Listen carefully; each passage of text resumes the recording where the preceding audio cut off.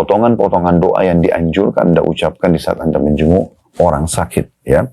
Seperti misalnya di hadis nomor 906, ya, itu ada hadis Nabi SAW dikatakan anna Nabi SAW idza ishtaka al-insanu syai' minhu aw kanat bihi qarhatun aw jurhun qala Nabi SAW bi usbu'i hakadha wa wada'a Sufyan bin Uyainah ar-rawi sabbabatahu bil ardi thumma rafa'a wa qala bismillah turbatu ardina bi riqati ba'dina yushfa bihi saqimuna bi idzni rabbina.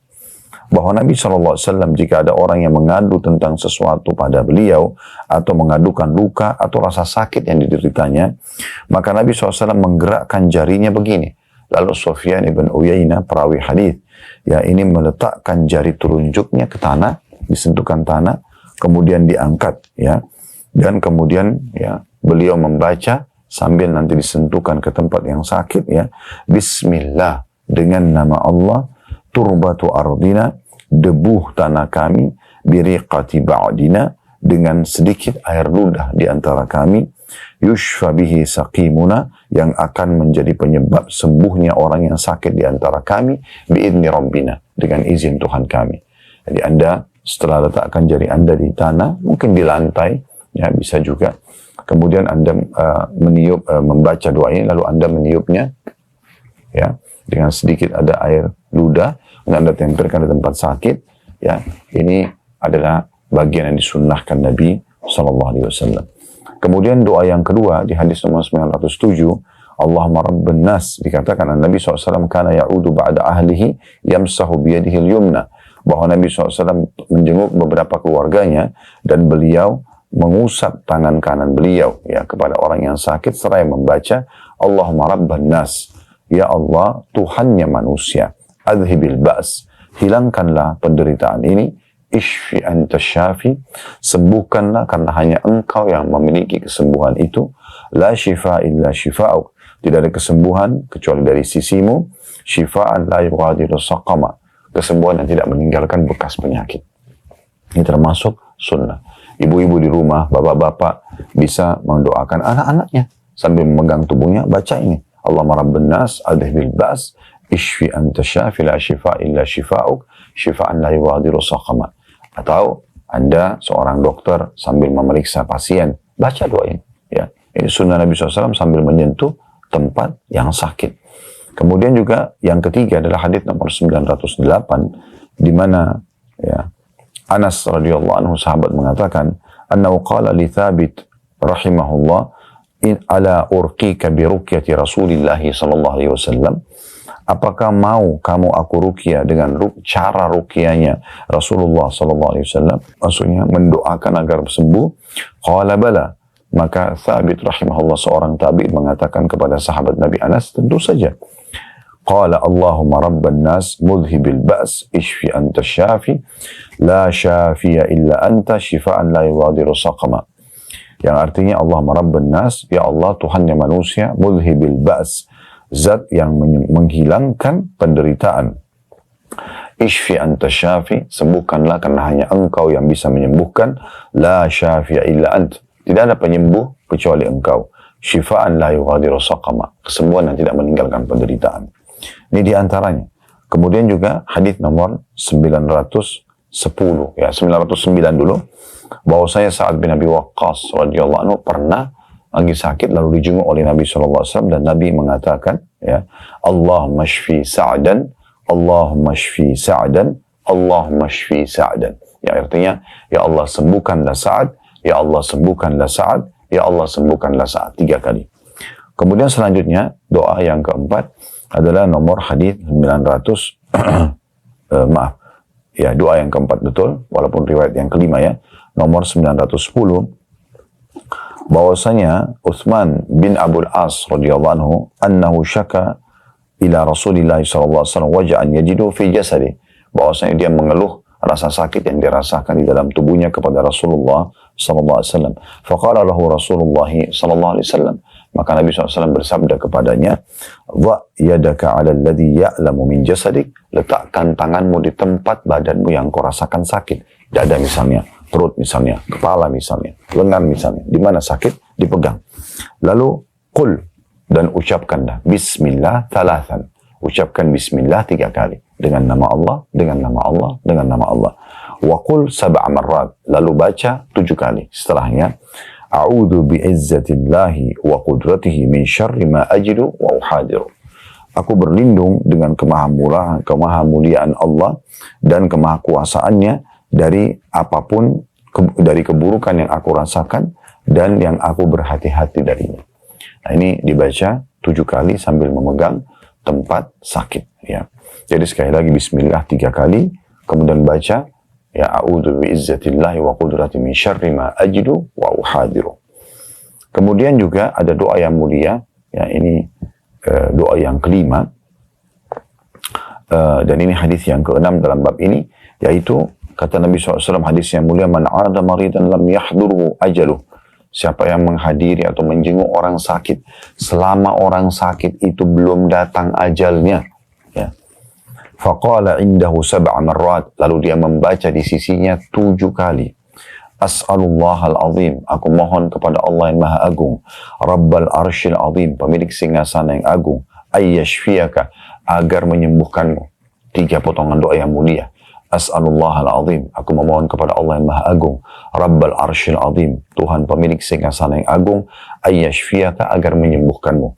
Ini teman-teman sekalian kalau dibaca 7 kali, kata Nabi SAW, selama yang orang yang jenguk itu belum datang ajalnya, maka illa afahu Allah min dhalikal marad, kecuali Allah pasti akan sembuhkan orang itu dari penyakitnya. Ini luar biasa, ya. Ini hal yang luar biasa yang harusnya bisa kita amalkan tentunya, ya. Kemudian juga hadis ya selanjutnya adalah hadis nomor 912, ini mungkin doa yang ke-6 ini. Bahwasanya Ibnu Abbas meriwayatkan Nabi SAW dakhala ala Arabin ya'udu. Nabi SAW pernah menjenguk seorang Arab Badui yang sedang sakit. Dia belum membesuknya atau menjenguknya. Wa kana idza dakhala ala man ya'udu, dan setiap kali Nabi SAW kalau datang membesuk atau menjenguk orang yang sedang sakit, qala, beliau mengatakan la ba'sa tahurun insyaallah. Semoga tidak masalah penyakit ini untukmu, dan juga semoga jadi pembersihan atas dosa-dosamu. Nah, ini juga termasuk doa yang disunnahkan dan sangat pendek, ya. La ba'sa, semoga tidak masalah bagimu, tahurun insyaallah, menjadi penyembuh dan pembersih dosa-dosamu. Selanjutnya adalah doa yang ke-7, juga sudah kita pelajari di nomor hadis 913, yaitu hadis Abu Sa'id al-Khudri radhiyallahu anhu, anna Jibril atan Nabiy sallallahu alaihi wasallam faqala ya Muhammad ishtakait, bahwasanya Jibril AS pernah mendatangi Nabi SAW, kemudian beliau berkata, wahai Muhammad, apakah engkau merasakan sakit? Qala na'am, kata Nabi SAW, iya. Qala bismillahi arqik, maka Jibril mengatakan, dengan nama Allah aku meruqyamu, ya, min kulli syai'in yu'dhik, dari segala sesuatu yang mengganggumu atau menyakitimu, min syarri kulli nafsin aw ainin hasid, dan dari semua keburukan jiwa dan mata-mata yang dengki. Allahu yashfik, semoga Allah menyembuhkanmu, bismillahi arkik, dengan nama Allah aku meruqyamu. Ini Jibril alaihissalam membacakan kepada Nabi sallallahu alaihi wa ala alihi wa sahbihi wasallam. Jadi ini termasuk zikir-zikir dan doa yang sangat dianjurkan untuk dibaca. Teman-teman sekalian, saya mereview ini karena memang ini adalah hal yang sangat mendasar. Bagaimana kita tahu tentang keutamaan satu amalan sehingga kita selalu mau menjaganya. Sekarang kita sedang membahas bab tentang membesuk orang sakit, maka kita ingat kembali keutamaan tadi 70.000 malaikat yang mendoakan, dan juga beberapa doa-doa yang harusnya kita hafal dan kita amalkan, baik di rumah antara suami istri, orang tua sama anak-anak ke orang tuanya, atau pada saat Anda sedang membesuk dan menjenguk orang yang sakit di rumah sakit, atau dokter-dokter kepada pasiennya, yang umumnya biasanya mereka memeriksa jasad pasien sehingga bisa mereka raih pahala sambil memeriksa secara medis, juga membacakan doa-doa yang diajarkan Nabi SAW. Baik, sekarang kita akan masuk teman-teman sekalian pelajaran kita hari ini, yaitu bab 146. Satu buah hadis di sini, bab anjuran menanyakan keadaan orang sakit kepada keluarganya. Jadi kalau kita dengar ada seseorang sakit, boleh kita tanya, ya. Atau misalnya kita tidak tahu kalau dia sakit, namun dia biasanya hadir dalam sebuah majelis, contoh misalnya sholat berjamaah di masjid, atau sering datang bersama-sama di kelas kalau lagi belajar, ya, di majelis ilmu misalnya, dan sekarang dia lagi tidak ada. Atau teman kantor Anda, harusnya itu adalah jadwal kerja, tapi dia lagi tidak kerja. Anda tanyakan, mana si fulan? Ini salah satu tradisi yang Nabi SAW sering lakukan. Kalau beliau lagi habis sholat, subuh misalnya, dan beliau melihat para sahabatnya sambil zikir, kalau yang tidak hadir, beliau tanya, mana si fulan? Ada yang mengatakan misalnya, si fulan sakit. Lalu beliau SAW mengajak para sahabat membesuk atau menjenguknya. Atau kalau tidak ada yang ketahui, maka beliau mengatakan kepada sahabat yang hadir, siapa tetangganya, siapa kerabatnya, yang bisa mendatangkan berita buat kami tentang orang tersebut. Maka begitu pedulinya dalam agama Islam, atau dianjurkan kita peduli kepada sesama, agar selalu menanyakan kabar seseorang yang mungkin orang itu membutuhkan kita membesuknya kalau sakit, membantunya kalau dia lagi susah misalnya. Ini semua adalah bentuk ta'awun atau kerjasama yang baik dalam kebaikan dan ketakwaan. Yang Allah sudah jelaskan dalam surah Al-Ma'idah surah nomor 3, surah nomor 5 ayat 3. Ya, surah nomor 5 ayat 2. Ya, surah nomor 5 surah Al-Ma'idah ayat 2, potongan ayat 2 berbunyi wa ta'awanu 'alal birri wat taqwa, dan saling dukung-mendukung, saling tolong-menolonglah dalam kebaikan dan ketakwaan. Jadi ini bagian daripada syariat Allah Subhanahu wa taala. Ini kemuliaan luar biasa.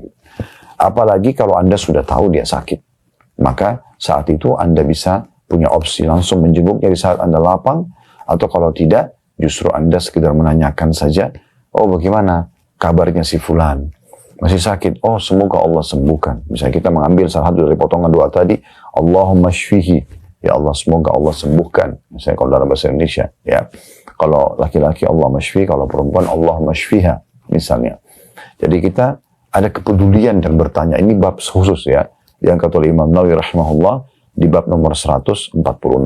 Beranjak daripada riwayat, dan ini hadis nomor 915 dari awal belajar dari kitab ini, yang berbunyi dari Ibnu Abbas radhiyallahu anhuma, anna Ali bin Abi Thalib radhiyallahu anhu kharaja min 'indi Rasulillah sallallahu alaihi wasallam fi wajhihi alladhi tuwfiya fihi, faqala an-nas ya Abul Hasan كيف أصبح رسول الله صلى الله عليه وسلم قال أصبح بحمد الله بارئا. Hadis ini diriwayatkan oleh Bukhari. Terjemahannya bahwa Ali radhiyallahu anhu pada saat keluar dari rumah Rasulullah sallallahu alaihi wasallam, di mana pada saat itu beliau sedang sakit yang menjelang beliau wafat. Maksudnya sakit terakhir Nabi sebelum beliau wafat sallallahu alaihi wasallam. Ali bin Abi Thalib menjenguk atau membesuk Nabi sallallahu alaihi wasallam. Pada saat Ali keluar dari rumah Nabi SAW, maka orang-orang yang sudah menunggu di depan rumah Nabi bertanya kepada Ali, mengatakan, wahai ayahnya Hasan, karena anak Ali radhiyallahu anhu yang paling tua adalah dinamakan Hasan, ya, dipanggil Abul Hasan. Wahai ayahnya Hasan, bagaimana keadaan Rasulullah SAW pada pagi ini? Maka beliau menjawab, pagi ini beliau baik, alhamdulillah.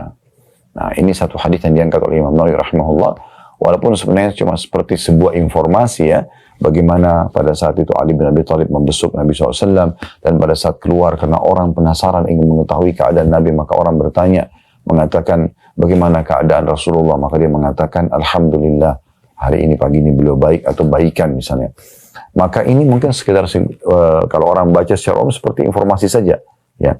Tetapi dalam Islam kita dianjurkan mengambil hikmah dan pelajaran dari ilmu-ilmu seperti ini ya. Berarti Imam Nawawi mengatakan ada satu hikmah besar di sini tentang bolehnya seseorang bahkan dianjurkan untuk menanyakan kabar orang lain, ya, menanyakan kabar orang lain sebagaimana tadi sudah sempat kita singgung. Baik teman-teman sekalian, kita ambil pelajaran di sini. Yang pertama, kedudukan Ibnu Abbas radhiyallahu anhuma, di mana beliaulah yang telah menyampaikan riwayat ini kepada kita, dan sudah sering kita sampaikan dari awal kita belajar hadis di kitab Riyadhus Shalihin ini.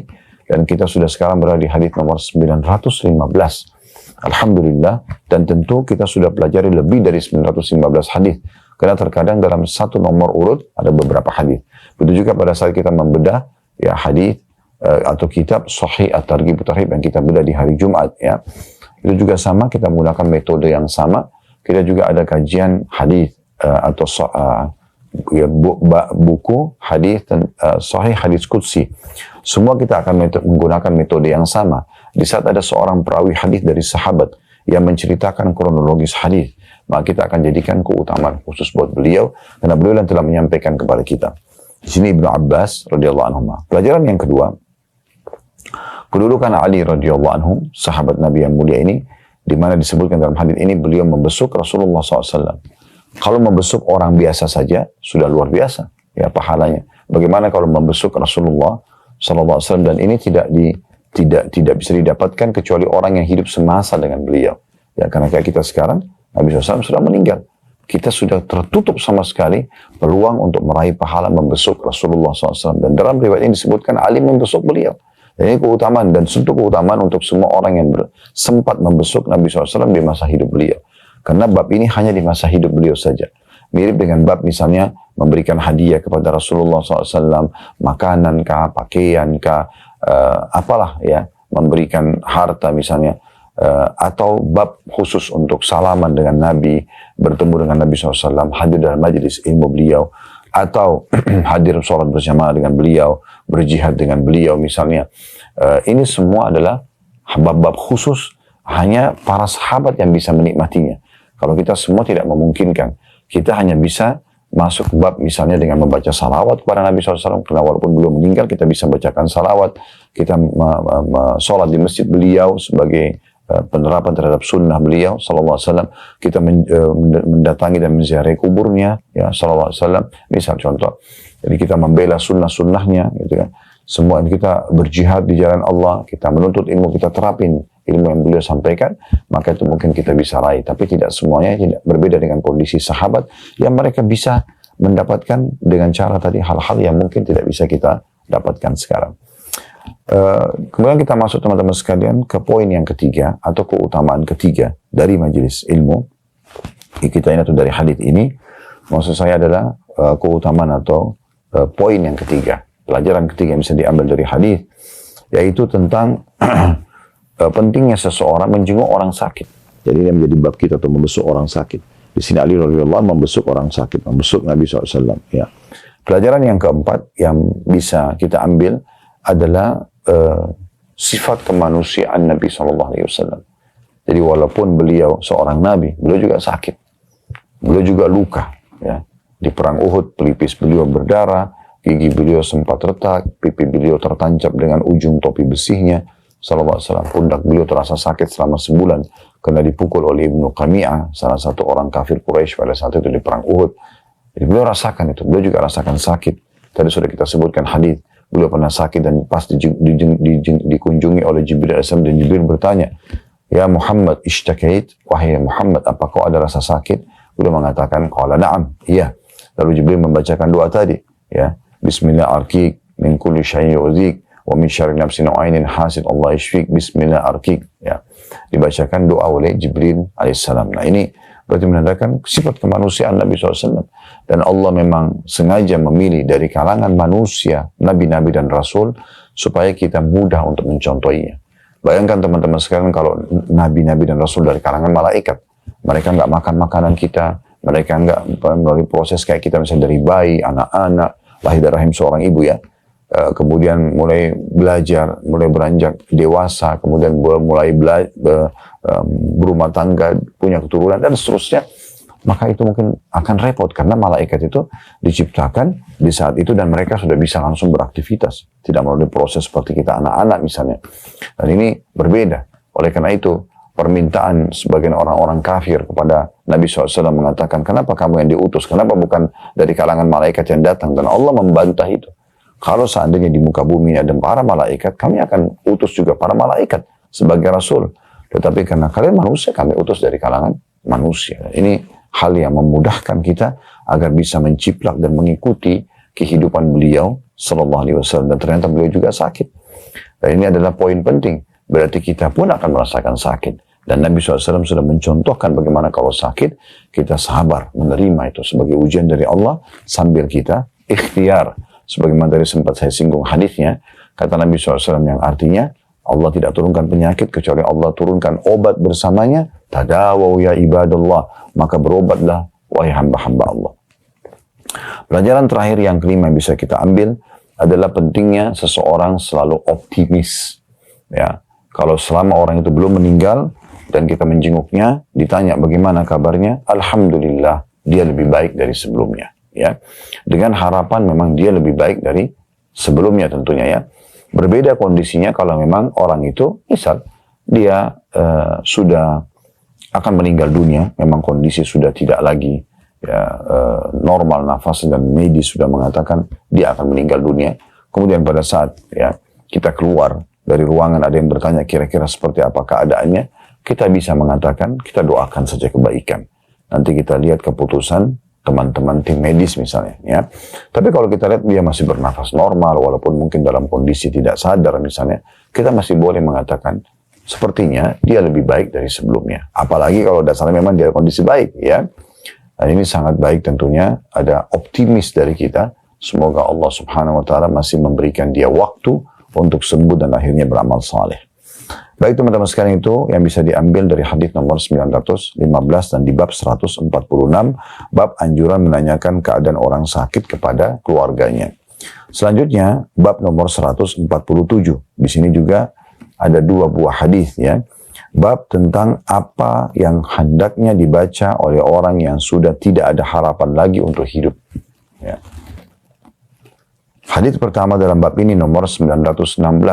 Urutan dari awal kita belajar, berbunyi dari Aisyah radhiyallahu anha, beliau berkata, Sami'tu an-nabiyya sallallahu alaihi wasallam wa huwa mustaniddun ilayya yaqul, Allahumma ighfirli warhamni wa alhiqni birrafiqil a'la. Aku mendengar Nabi sallallahu alaihi wasallam sambil bersandar kepadaku, beliau berdoa mengatakan, Ya Allah, ampunilah aku, rahmatilah aku, dan pertemukanlah aku dengan ar-rafiqil a'la, atau dalam kurung teman-teman yang memiliki kedudukan yang paling tinggi. Hadis ini diriwayatkan oleh Bukhari dan juga Muslim.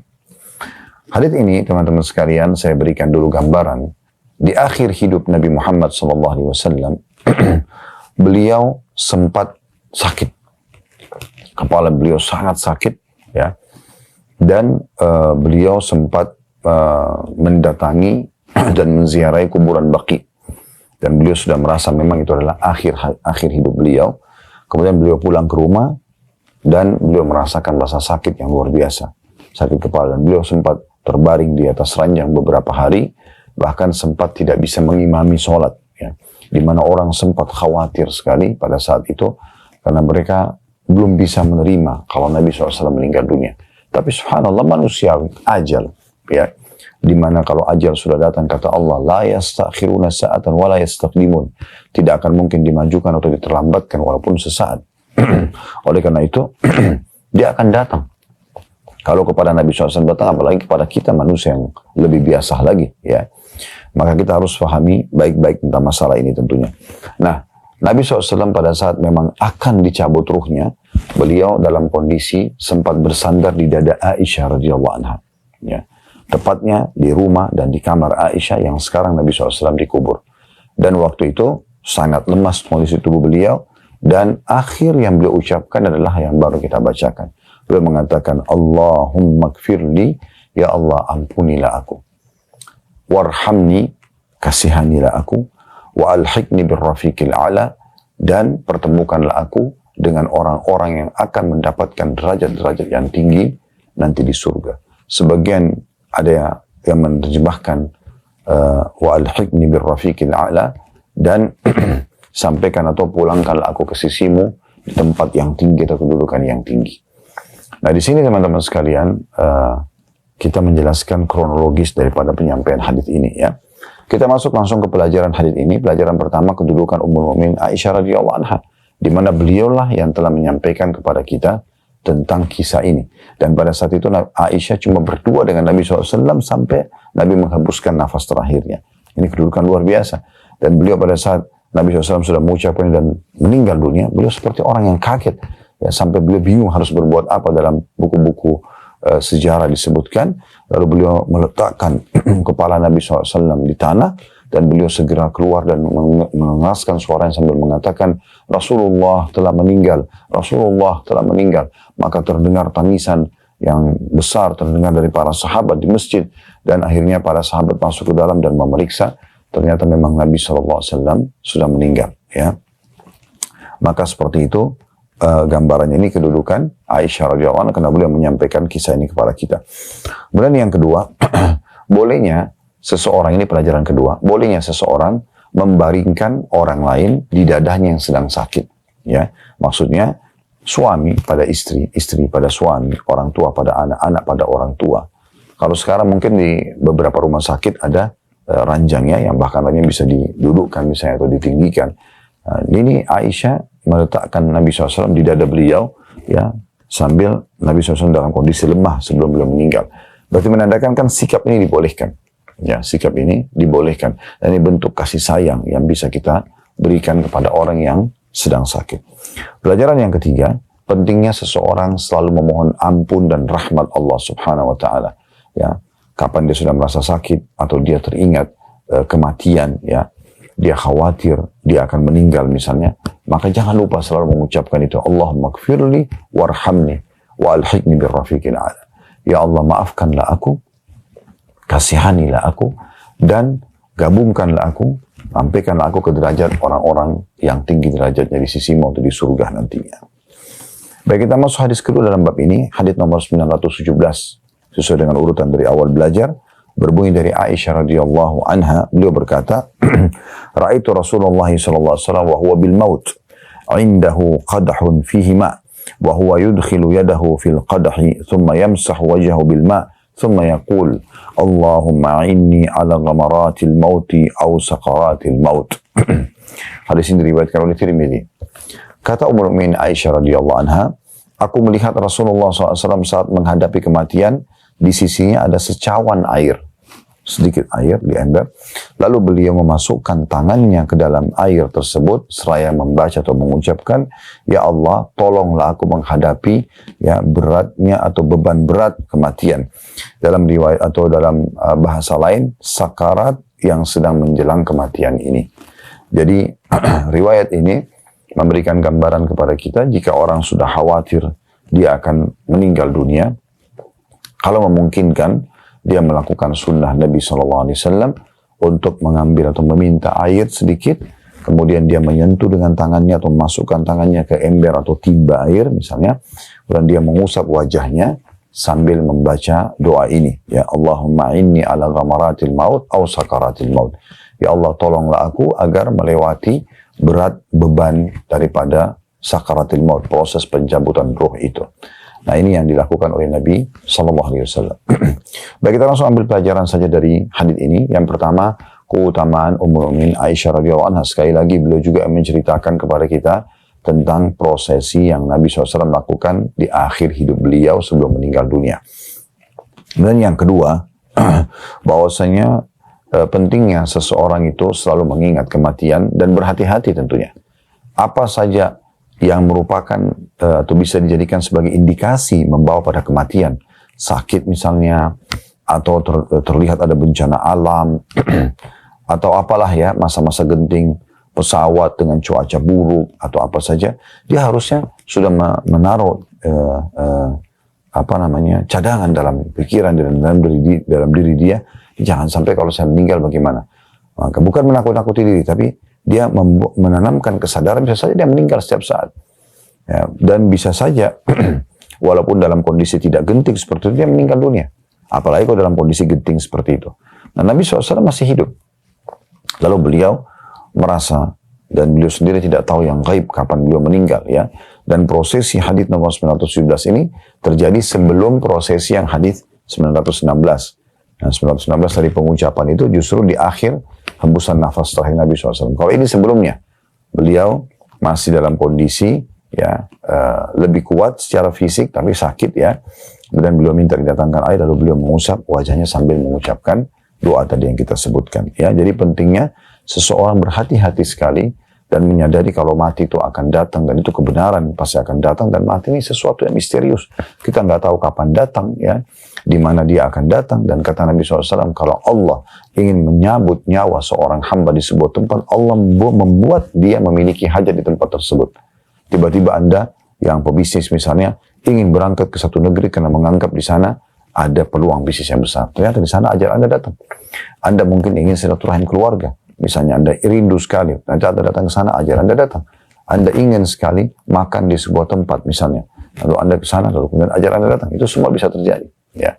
Oleh karena itu harus selalu setiap muslim berhati-hati dan punya persiapan. Tentu dengan iman dan amal saleh. Makanya Bilal radhiyallahu anhu pada saat ditanya tentang kematian, beliau justru mengatakan marhaban bil maut, selamat datang kematian, karena beliau merasa selama hidupnya sudah coba melakukan atau mempersiapkan amal-amal untuk menghadapi kematian tersebut. Jadi pentingnya seorang muslim selalu memikirkan dan berhati-hati kalau akan menghadapi kematian dan dia selalu siap untuk itu.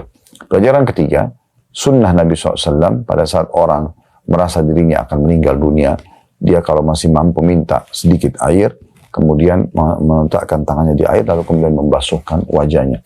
Kalau dia tidak mampu, kerabatnya seharusnya memahami atau orang di sekitarnya memahami masalah ini. Dia boleh mengambil sedikit saja air, bukan banyak, kemudian mengusapkan wajah orang tersebut. Kalau dia bisa ucapkan ini alhamdulillah, kalau dia tidak bisa, kita yang mengatakan ayah, ibu, atau siapalah yang sedang kita jenguk, ucapkanlah ini. Sambil diusapkan wajahnya, ucapkan. Allahumma, a'inni ala ghamaratil maut au sakaratil maut. Ya Allah, tolonglah aku untuk menghadapi dan melewati beban prosesi pencabutan ruh ini. Ya, jadi kita membaca itu, termasuk Nabi SAW sambil mengusapkan wajah, mengucapkan air di wajah tentunya. Baik, selanjutnya teman-teman sekalian, bab nomor 148, bab anjuran wasiat kepada keluarga orang sakit dan siapa saja yang melayaninya, tabah agar berbuat baik kepadanya dan sabar terhadap beratnya mengasuh orang sakit, wasiat kepada orang yang telah dekat sebab kematiannya, seperti orang yang akan dieksekusi karena had, atau kisos dan lainnya.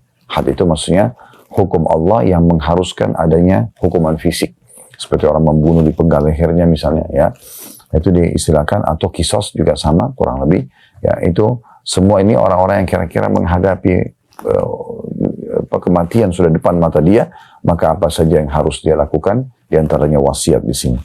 Ada hadis dalam bab ini yang diangkat oleh Imam Nawawi, cuma sebuah hadis hadis nomor 918 dari Imran bin Husain radhiyallahu anhu, anna imra'atan min Juhayna atat an-nabiy sallallahu alaihi wasallam wa hiya hubla min az-zina faqalat ya Rasulullah asabtu haddan fa'aqimhu alayya fada'a Rasulullah sallallahu alaihi wasallam waliyaha faqala ahsin ilayha فإذا وضعت فأتني بها ففعل فأمر بها النبي صلى الله عليه وسلم فشدت عليها ثيابها ثم أمر بها فرجمت ثم صلى عليها. Bahwa seorang wanita dari suku Juhayna datang menghadap Nabi SAW dalam keadaan hamil karena zina. Lalu dia berkata, wahai Rasulullah, aku telah melakukan perbuatan yang mengakibatkan hukuman had, dari hukuman fisik yang datang atau dikenakan pada seseorang karena melanggar hukum Allah. Tidak semua tentunya pelanggaran dalam agama Islam ada hukuman fisiknya tetapi seperti orang berzina dan dia sudah menikah, itu diistilahkan dengan muhsin atau muhsan, maka itu dirajam sampai mati. Itu juga dengan orang yang membunuh harus dibunuh juga misalnya, maka ada hukuman, tapi tidak semuanya tentunya ini ada hukuman fisik seperti ini. Wanita ini dari Juhayna, dia merasa bersalah, dosa, karena dia berzina dan akhirnya hamil dari perzinahan tersebut. Lalu dia mengatakan, ya Rasulullah, aku telah melakukan perbuatan yang mengakibatkan hukuman had, maka laksanakanlah atasku. Maka Rasulullah SAW memanggil walinya dan bersabda kepada walinya, berbuat baiklah kepadanya. Jika dia telah melahirkan, bawalah dia kepadaku. Maka walinya melaksanakannya. Kemudian Nabi SAW memerintahkan untuk melaksanakan hukuman kepadanya. Maka bajunya dikencangkan. Kemudian beliau memerintahkan untuk merajamnya. Dan dia pun dirajam. Kemudian beliau mensolatinya. Maksudnya setelah orang tersebut wafat. Hadis ini diriwayatkan oleh Imam Muslim. Hadis ini teman-teman sekalian memberikan kepada kita pelajaran penting yang bisa kita ambil dari hadis ini tentunya namun saya ingin menceritakan dulu ceritanya, kisahnya. Wanita dari Juhayna ini terkenal wanita yang baik sebenarnya. Cuma pada satu waktu imannya lemah. Lalu dia berzina dengan seorang laki-laki, lalu dia hamil. Lalu dia pun menyesali perbuatan tersebut. Dia bukan mengulang-ulangi perbuatan dosa itu, tapi dianya justru merasa bersalah sekali dengan dosa itu, sehingga akhirnya dia pun merasa ini dosa, nggak boleh dibiarkan. Dan dia khawatir nanti justru hukuman lebih berat datang oleh Allah dari Allah SWT pada saat dia tidak dihukum di dunia. Maka dia pun datang dan melaporkan kepada Nabi SAW sambil mengatakan, ya Rasulullah, saya telah hamil karena perbuatan zina, bukan dari suami yang sah. Maka hukum saya. Tentu ini butuh keimanan, ya, agar kita mau melakukan perbuatan yang tidak mudah. Karena dia tahu hukumannya rajam, dilempar dengan batu sampai mati.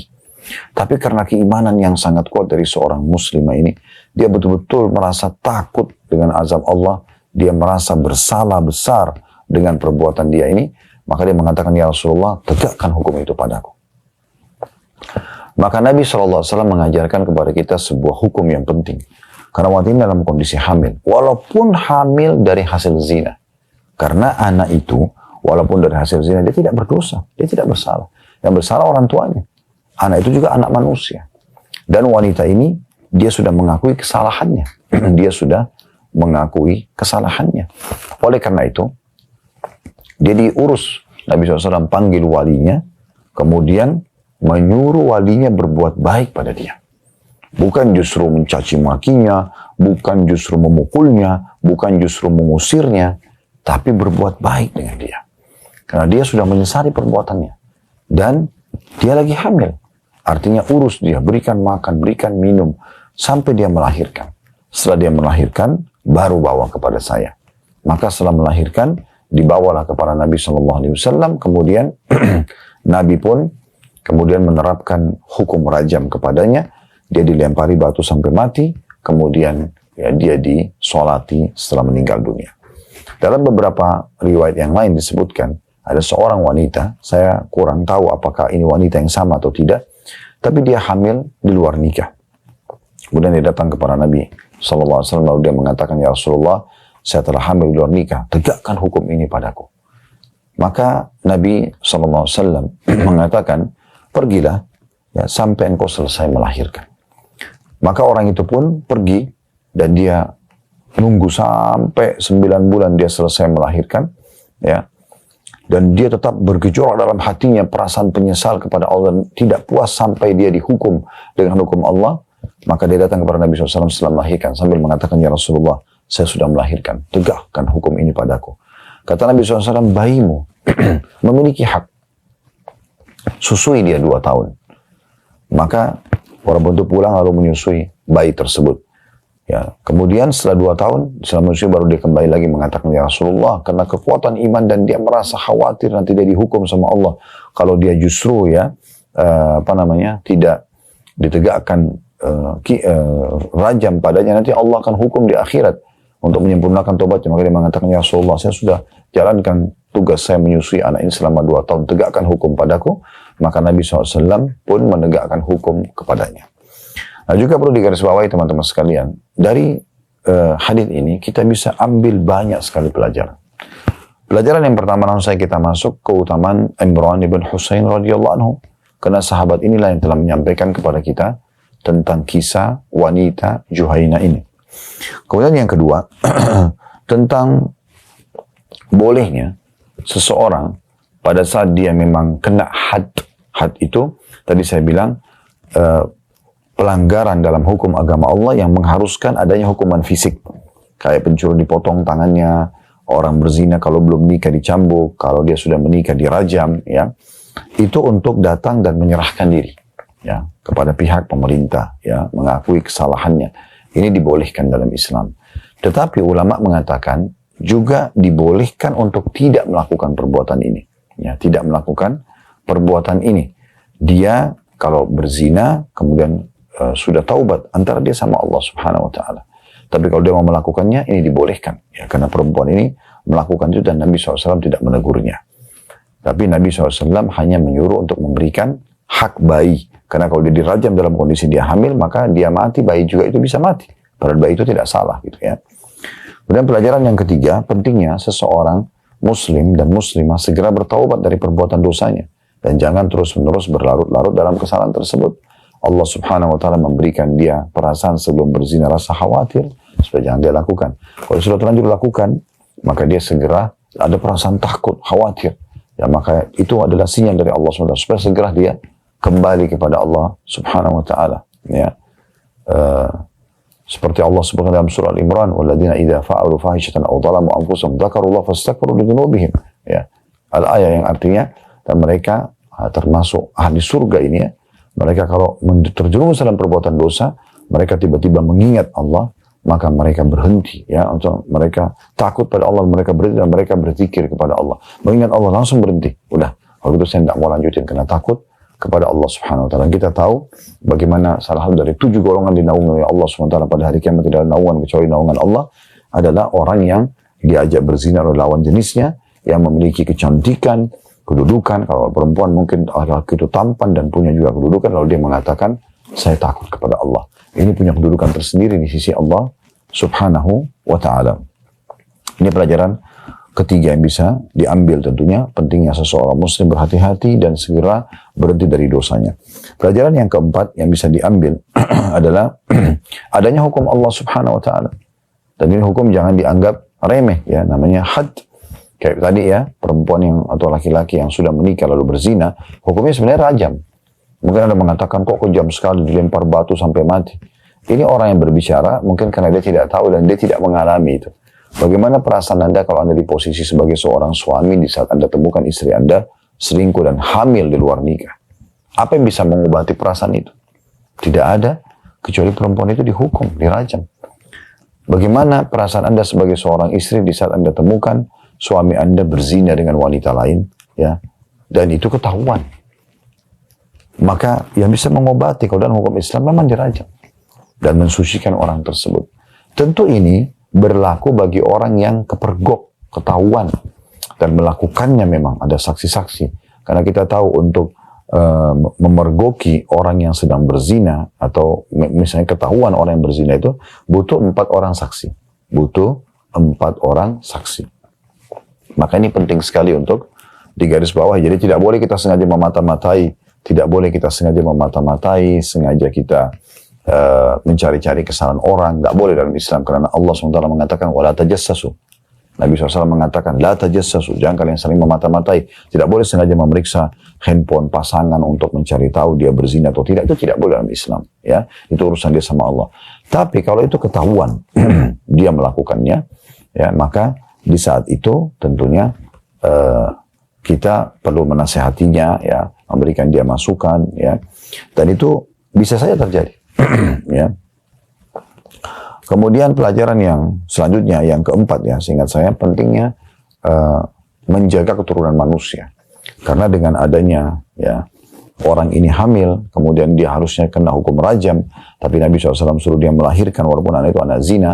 Ini menandakan memang menjaga keturunan manusia itu adalah satu hal yang penting untuk dilakukan. Ya. Pelajaran yang kelima yang bisa diambil, kalau wanita hamil di luar nikah begini, maka untuk merawatnya tetap dikembalikan kepada walinya. Wali sini adalah ayahnya, atau pamannya, atau siapa saja menaungi dia. Pelajaran yang keenam adalah pentingnya ditegakkan hukum Allah Subhanahu wa ta'ala, dan tidak perlu kita merasa bersalah tentunya dengan perbuatan tersebut, ya. Karena tadi saya sempat singgung, orang yang mungkin mengatakan hukum Allah itu keras, itu karena dia tidak merasakannya.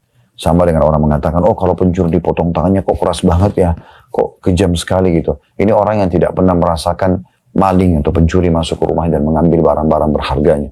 Kalau dia mengalami itu pasti dia akan mengatakan, benar dipotong aja. Mungkin juga bukan cuma dipotong tangannya, mungkin ditusuk badannya, dipenggal lehernya mungkin, ya. Jadi memang Allah SWT datang dan menjelaskan dalam Al-Quran, walakum fil qisasi hayatun ya ulil albab.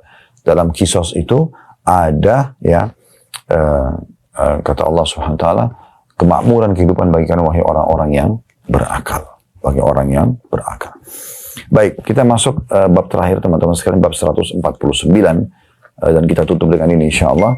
Bab bolehnya orang sakit berkata, tanda kutip, aku sakit, atau aku sakit sekali, atau aku demam, atau aduh kepalaku, dan yang sepertinya. Dan penjelasan bahwa hal itu tidak makruh, selama tidak bermaksud marah kepada takdir, atau menunjukkan kekesalan.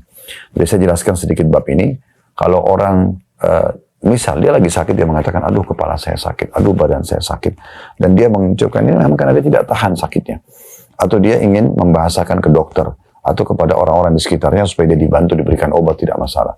Yang dilarang adalah kalau dia mengatakan, aduh saya sakit begini kok, seakan-akan menyalahkan takdir itu. Kenapa saya sakit? Ini yang tidak boleh. Ini yang tidak boleh, apalagi sampai menghina penyakit itu. Ya itu tidak boleh sama sekali. Kenapa ada seorang wanita dijenguk oleh Nabi SAW dan dia lagi demam, kata Nabi SAW, kenapa dengan kamu? Dia bilang, demam ya Rasulullah, semoga Allah tidak memberkahinya. Kata Nabi SAW, jangan kau hina demam. Karena sungguhnya demam itu akan menggugurkan dosa-dosa sebagaimana pohon menggugurkan daun-daunnya. Baik, dalam bab ini teman-teman sekalian, ada 3 buah hadis diangkat oleh Imam Nawawi rahimahullah.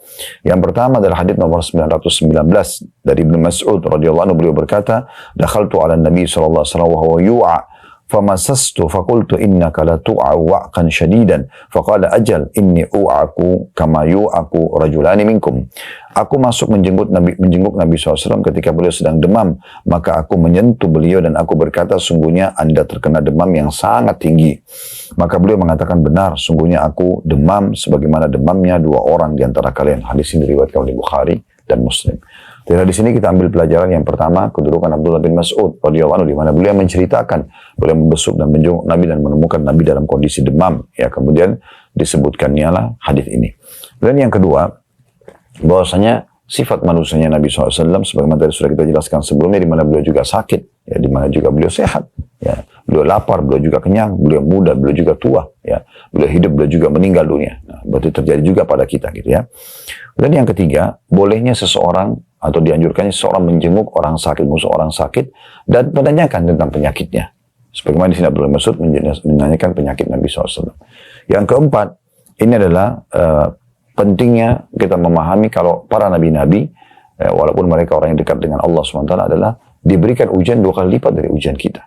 Ya, makanya Nabi SAW mengatakan, waktu Abdullah bin Mas'ud mengatakan, Anda demam luar biasa, saya belum pernah lihat demam seperti ini.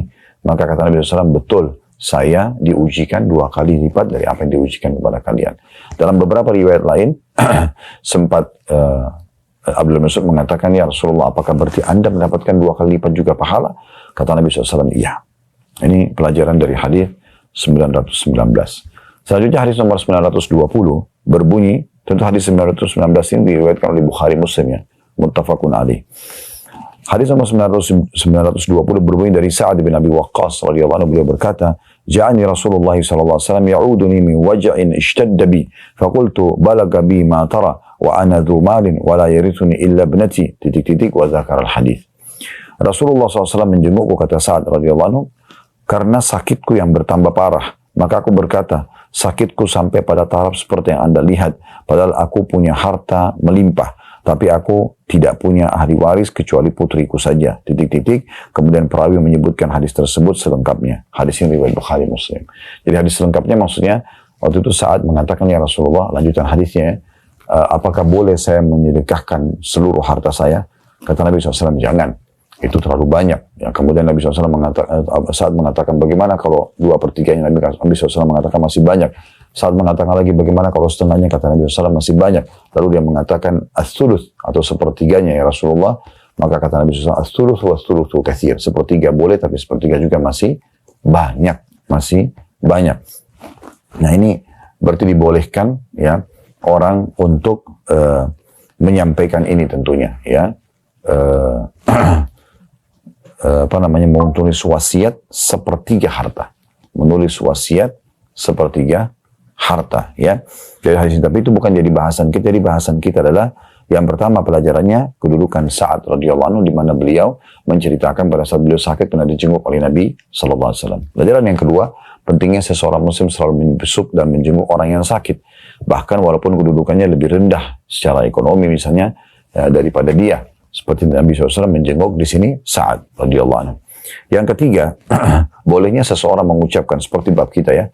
Sa'ad mengatakan, ya Rasulullah, saya telah ditimpa penyakit seperti, dan tarafnya, kedudukannya atau parahnya sudah sampai seperti Anda lihat. Maksudnya Sa'ad mengira dia akan meninggal pada saat itu, walaupun setelahnya Allah SWT masih menyembuhkan beliau dan akhirnya beliau masih panjang umurnya. Bahkan saat ini sampai memimpin peperangan di masa Umar bin Khattab, pada orang yang menaklukkan Persia adalah Sa'ad radhiyallahu anhu.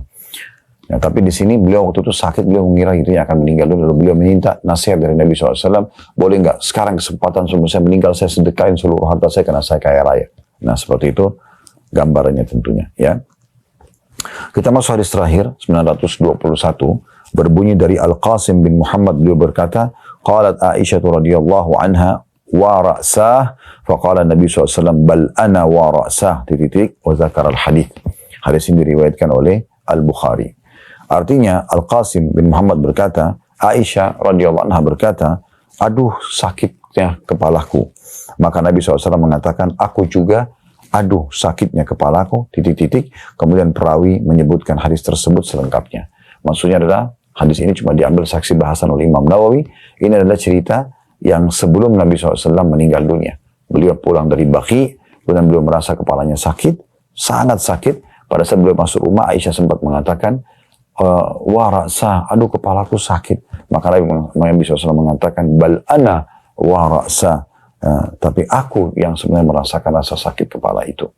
Ya, jadi di sini teman-teman sekalian kita bisa ambil pelajaran kedudukan Al-Qasim bin Muhammad rahimahullah. Beliau seorang tabi'in yang menceritakan tentang dinukil dari kisah Aisyah radhiyallahu anha. Kemudian yang kedua, bolehnya seseorang mengatakan, aduh kepalaku sakit, aduh perutku sakit, dengan tujuan bukan untuk menolak takdir Allah Subhanahu wa taala, bukan untuk berkeluh kesah, tapi dia ingin menyampaikan ke seorang dokter misalnya atau orang sekitarnya supaya mendoakan dia, atau misalnya dia mengatakan dia dibantu ya untuk mengurangi sakitnya misalnya dengan obat atau dengan bantuan apalah fisik dan seterusnya. Namun kalau orang tujuannya untuk berkeluh kesah, mengeluhkan tentang ujian tersebut, ini tidak boleh. Dalam sebuah riwayat yang dinukil dari Imam Ahmad rahimahullah, beliau pernah sakit, kemudian beliau mengatakan, aduh, ya pas di depannya Taus ini Zakwan rahimahullah, seorang ulama besar di masanya gitu kan, dan salah satu juga gurunya Imam Ahmad. Taus mengatakan, ingatlah kalau kau mengatakan aduh juga akan dicatat oleh malaikat. Artinya bisa saja kau tidak dihitung sebagai dosa atau bisa sebagai dosa. Maka dia pun mengatakan, dikatakan dalam riwayat ini, maka Imam Ahmad setelah itu tidak pernah mengeluh mengatakan sakit.